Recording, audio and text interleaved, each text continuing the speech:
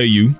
Good evening and morning to you. It's Thursday, March 27th, and CIG just dropped that new. Did you know this patch could change your gameplay completely, man? Patch 4.1, aka Orbital Assault, got a wall of bug fixes, new vehicles, new creatures, new ongoing sandbox gameplay, new characters, locations, weapons, and a few new bugs, but I'll let you know what to look out for and how to avoid what you can. Matter of fact, let's go ahead and get the bad out of the way, because this is the thing a lot of folks hop into the game completely unaware of, expecting it to be pristine and then are blindsided. Here we go. Hangar queues, even when there's hangars available. Sometimes I just get my ship impounded on purpose to bypass that. Party members still not showing up on the map. Don't try to auto-load cargo if you haven't stored it yourself and watch the doors close over it, or you can run into a bug. Or just go ahead and load your cargo up yourself, lazy ass. If you break out of Klesher, make sure you log out properly or you might respawn there. If you send items to our friendly new alien character, try to send the exact amount or the extra might just disappear. Certain vehicle components will clip into the ground when snapped to a cargo grid. If you mind, you already know what I'm talking about. You've probably seen this happen with saddlebags. If enough folks want it, I can knock out a quick vid on how to deal with that. Using middle mouse to melee on the 890 jump mission will cause it to not complete. That's kind of a weird one. Some refinery orders won't load onto ships. They should just go ahead and enable sending those to the warehouse along with everything else so you can just pull up a freight elevator. My personal worst bug is still waiting, but it's listed as critical, so hopefully that means they knock that out soon.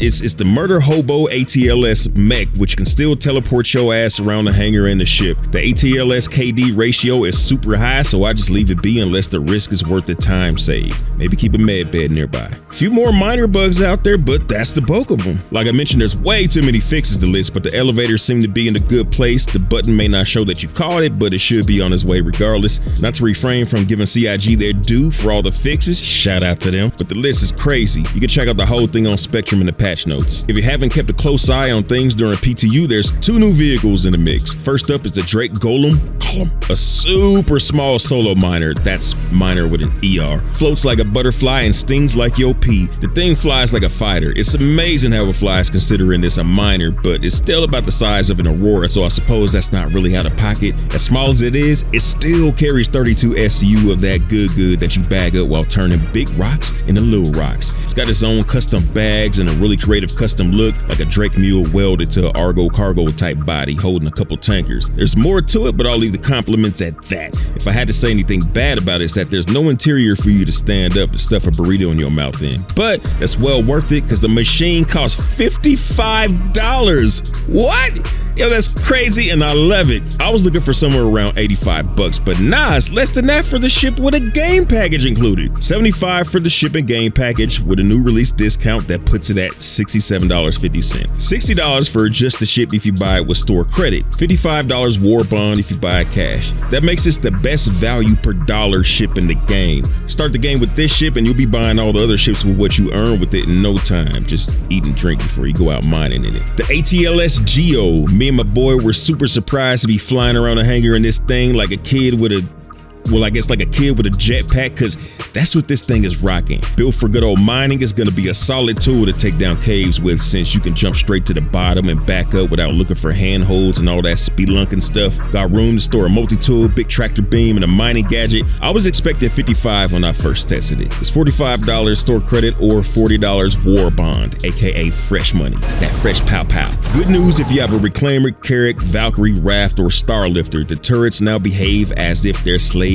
by default. Landing gear rebalance for a lot of ships. Hopefully the Herc is solid. In PTU, it was not. It was minutely better than it used to be, but it's still not great. Energy cannon ammo buffed from 15 to 25. 300i cargo railing removed for easier loading. They threw some lube on it. Pisces cutter and SRV got a fuel nerf, which sucks, but two of those ships are small enough to be on keychains, so I get it. But also the SRV has conflicting info saying it also received a fuel buff. ATLS can now be destroyed, so I hope to see vids testing Titanfall drops. The new ATLS can just fire the rockets to slow the fall, so no problem there. Little bitty ships can no longer be used as a size 20 torpedo to blow up big ships. This collision physics update is across the board to make collisions behave more realistically. Heavy fighters had a balance pass to bring them in line with 4.0.2. Argo CSV SM, the little truck, Intrepid, Terrapin Medic, Mirai Pulse LX, RSI Lynx, all available to buy in ship dealerships now. The Volt Parallax assault rifles in play. Hit up Wiki to trade some things for it. interesting weapon because with enough heat build up, the electric projectile becomes a beam, and the atmosphere can also affect its ability to build that heat up. Grenade launcher got a buff in damage and a reduction in damage radius. Ripper got a buff. Custodian got a buff. P8 AR got an increase in spread and recoil time and a decrease in aim down sight time. FS9 got a 50% increase in projectile speed. Core tech updates include a reduction in B-wind spikes, which cause delays around the verse. Option to kill clouds was removed. The lowest setting and the off setting were similar performance-wise, so they just killed the turn them off thing. There's a new splash screen. That's the screen you always miss when you're reaching for a brownie and looking at your phone for prices on a used 9070 XT. Alien Life has made more inroads into the game. As I'm sure you've seen, the first Banu merchant has set up shop in Stanton, and you can trade with him for some really cool things, including a Polaris main. I ain't gonna get deep into him except to say that his name is Wickalo, and I will be referring to him as Wiki because that's just the right amount of syllables for me. The juvenile Valakar are in play, waiting to spit rocks in a hot 16 in your ear. This marks the first version of Sandworms that will eventually lead up to the big Shai Halud Doom Boy worms that'll take a team of Louisiana-bred gator hunter types to take it down. I'm still grossed out by that pale Valakar they showed at sitcom. The juveniles are bigger than a tapeworm, smaller than a ballista, and are really accurate and will lead moving targets, which is hilarious because I can just see the complaints rolling in now. If you want to get a crack at them quick, go ahead and join the new Sandbox Activity. A lot of folks been asking me about specific missions. Some missions that have been sitting the bench waiting for compatibility with server meshing are back. Medical beacons, courier box missions, prison O2 repair, and 890 jump border missions have taken off their warm-ups and are back in the game. There's several mining updates, but the thing to remember is ship ground and hand mining are now more distinct from each other, meaning that what you find as a hand mineable is less likely to be found in a rock vehicle mineable. Now you don't have to worry about digging through your backpack to find a fuse, key card, or comp board. One click to place from inventory. Back to that Sandbox Activity, the abandoned Hather facilities are ready and waiting to get folks completely pissed off at each other. At Daymar and Aberdeen, you got the PAFs on the ground, aka platform alignment facilities, and the orbital stations at super low altitude. So you will not be EVAing out your ship to them. I mean, you can try and it'll kind of be cool to see a body drop from that high. Finding the key cards and batteries to get the facility working will result in a really supercalifragilistic quality moment of a giant beam raining down from the sky to blow a hole in the moon, which will open up some underground treats that folks are sure to beat each other to death for, and whoever's still alive can use the goods to trade with Wiki. Or you can also use the goods to help the ongoing narrative. There's a big call for a specific resource to help with a verse-wide emergency. You get to see exactly what's going on when you get to see the news on a new loading screen, but it affects regeneration, which is a very cool tie-in to how regeneration in-game is about to start undergoing the change, which will ultimately lead us into Death of a Spaceman. Hopefully by now, the gnashing of teeth has died down about it, but 4.1 begins Tier 0 of item recovery and a shift in how folks play.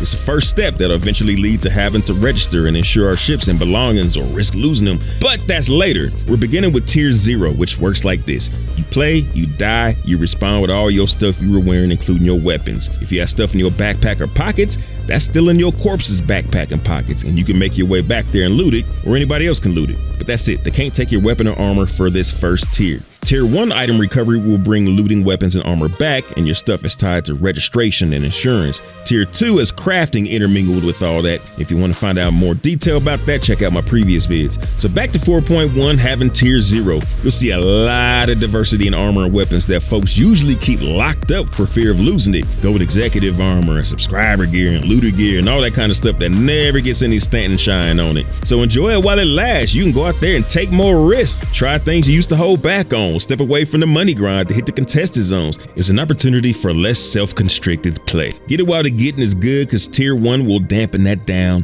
at least a little bit. I'm looking forward to see how else the verse changes that nobody's thought of yet. Go ahead and check out this next vid before you go ahead and get off your couch. Big shout out to everybody showing support via Patreon, YouTube, and the Boss Supply merch store. Fly Dirty Citizen.